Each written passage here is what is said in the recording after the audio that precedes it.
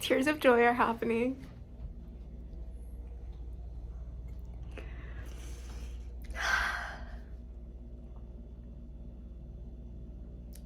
How do I express something that is so life-altering? I start by sitting, relaxing.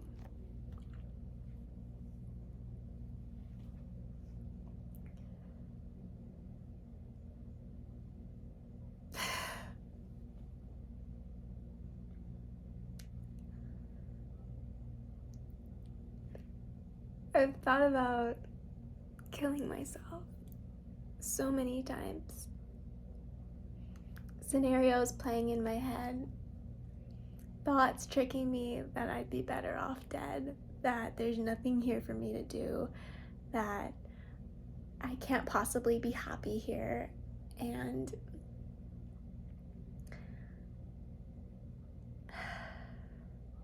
I wasn't living in my light. I wasn't living in my truth. I wasn't on a path forwards towards embodying the healer and the lover of life and the angel on earth that I am. So to anyone that's ever struggled with suicidal thoughts, maybe this is resonating, maybe it's not. The reason why I wanted to make this video was because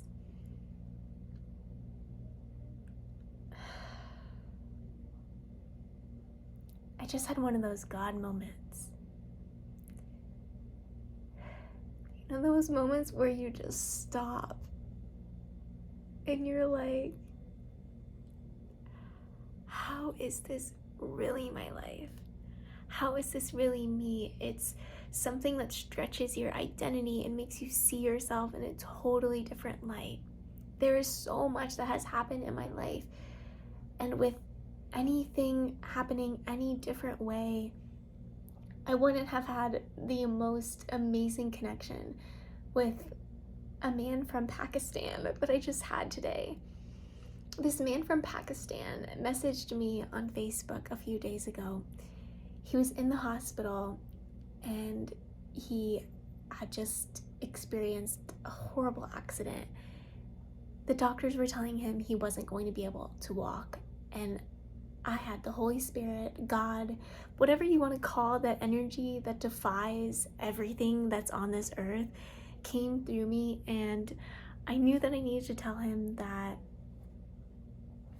he's got this. He is gonna walk. It's fine. It's good. Everything's a blessing. He'll grow through this. There are lessons here.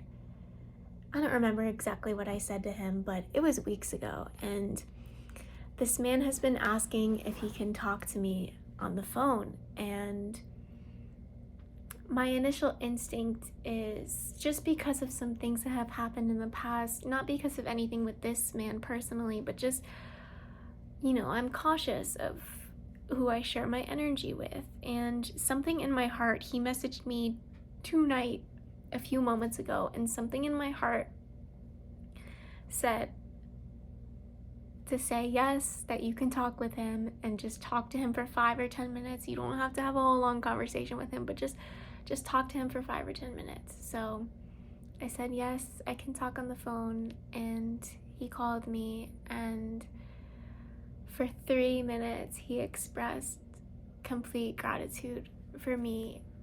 And he says that I'm the reason that he's walking out, and he said that I'm the reason.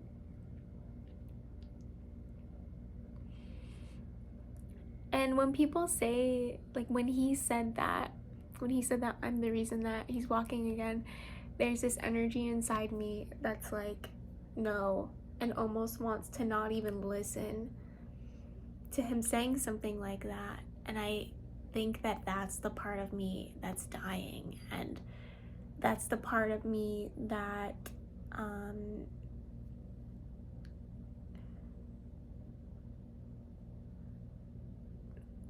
I do valuable things.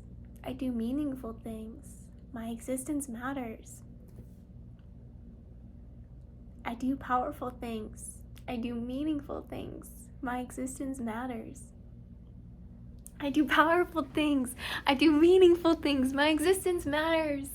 I'm healing humanity with my voice. I'm teaching people how to rejoice, showing them how to speak life into existence. I matter and I'm important. And it's not coming from an egotistical way. I know that this is God working through me. But notice the me.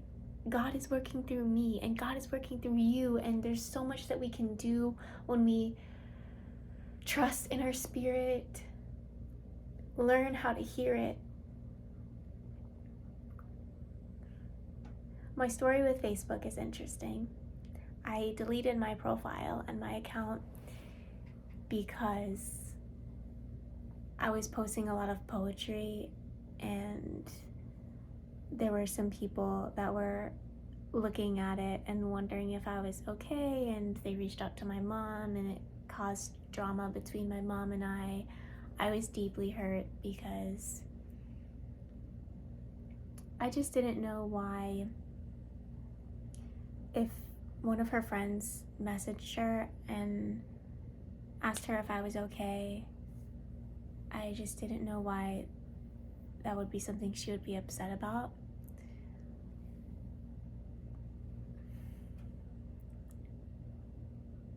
And I've just always wondered about where her priorities are and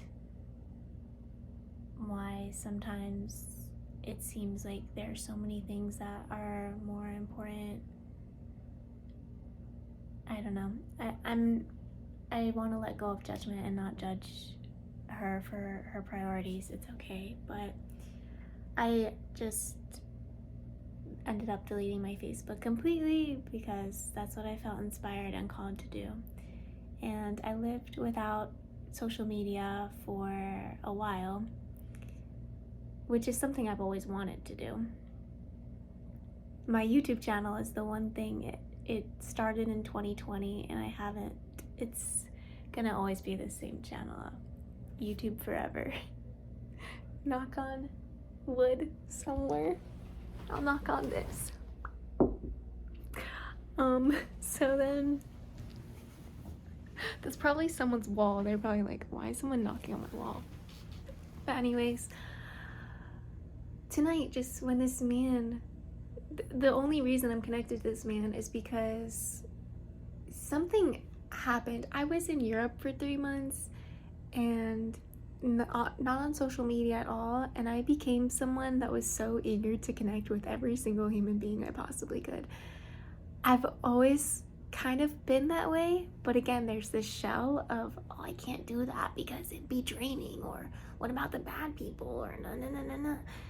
That fell because when I was in Europe for 3 months, I met so many amazing people, and there are a few people coming into my memory right now who, you know, didn't have the best intentions with me. I just walked away from those people and just didn't tell the story, didn't talk about them, and continued to focus on the people I did want to connect with. So it wasn't this big dramatic thing. People in the world are good. I attract good people to me. I believe that. And if anything happens that's the reverse, I just work on my affirmations and speak.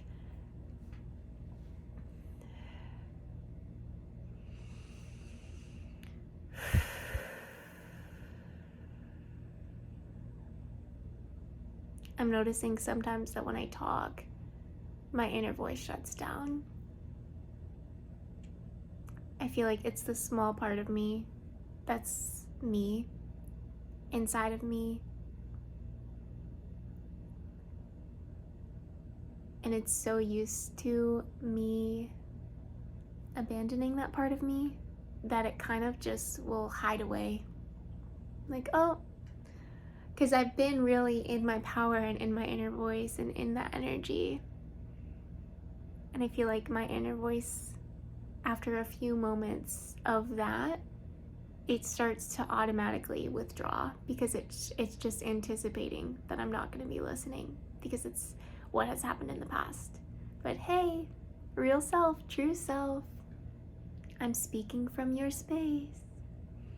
I'm committed, I'm devoted, I'm here. I'm feeling called to end the video and continue to go on with my day. The point of making this video was to document the emotional energy that was moving through me because it felt strong and it felt powerful. I felt like those emotions that I was experiencing held deep messages for you. Another thing I wanted to highlight was about my journey with Facebook, how I accepted all these friend requests from all these different people, and a lot of them happened to be men that lived in India or Pakistan or Afghanistan and all these different countries. And I've met so many people that I would have never met if I wasn't open, and I'm so happy that I was open to accept a friend request from a complete stranger, a man who I believe he told me he's 38 years old, lives in the jungle in Pakistan with his wife and his daughter.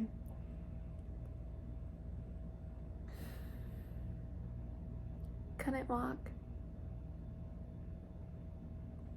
He said he just saw my profile and felt like this ray of positive energy, so he sent me a message, and he knew the whole thing was led by God the entire time. And those are the connections that I'm open to, and those are the connections that I'm attracting. And I was on my knees before I made this video, feeling so grateful that I didn't ever move forward with taking action towards taking my life, that I told those thoughts to go away. And I showed those thoughts. I showed myself that there is life on earth that is worth living, that life on earth can be beautiful, it can be wonderful, and I'm gonna stay in this body and I'm gonna find out. Because those thoughts were clues, and those thoughts showed me that I was living a life that was inauthentic and disempowering. And all I did with those thoughts was file them as data and choose to listen to myself and hold space for myself and ask myself over and over and over again, what do you want? What do you need? And start to serve the energy of God that is me, and to serve that part of me, to serve Ari and name her and be with her. And that's my story. That's my story. Thank you for being here to witness it. Keep shining, Star Fam. I love you.